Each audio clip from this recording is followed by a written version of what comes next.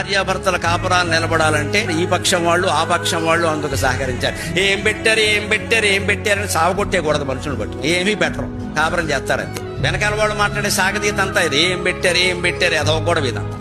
ఏం పెట్టలా అంటాం. ఇక్కడ అయిపోయింది అంటే గొడవ పెట్టుకోమని అర్థం. అక్కడ ఎందుకంటే ఈవిడకో ఈయనకో పెళ్లి 30 ఏళ్ళు అయింది. ఇంకా అమ్మాయి కాపురం సరిగ్గా సాగడం మనకి ఇష్టం లేదు. ఏదో పెట్టేయాలి పొల్ల.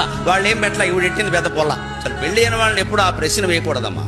ఆనందంగా ఉన్నారా అమ్మా, ఆనందంగా ఉన్నారా, సంతోషంగా ఉన్నారు అంతే, ఇంకేం అడగకూడదు. పిల్లలు ఉన్నారా కలగలేదా అని కూడా అడగద్దమ్మా. వాళ్ళు ఇష్టం అది, మనకి ఎందుకు వచ్చింది అది. ఓ 4 ఏళ్ల పాటు కొత్తగా పెళ్లి అయిన వాళ్ళని అస్తమానం పిల్లలు కలిగారా అదో వ్యాధి అయిపోతున్నాడు వాళ్ళకి. మనసు ఇంక బయటికి రారు, సిగ్గుపడిపోతారు. లేని దాని గురించి ఎందుకు ప్రశ్నిస్తామండి, నాకు అర్థం కాదు. ఉన్నదేదో చెప్పొచ్చు కదా. మీరు చాలా ఆనందంగా ఉంటారని విన్నామమ్మా, అలా ఉండండి అంటే ఆ దంపతులు ఇద్దరు ఆనందిస్తారు కదా. మీకు అది లేదు ఇది లేదు అనడం ఎందుకండి? మన బుద్ధుల్లో ఇంత పుళ్ళుతనం ఎందుకుంది అసలు? రోజు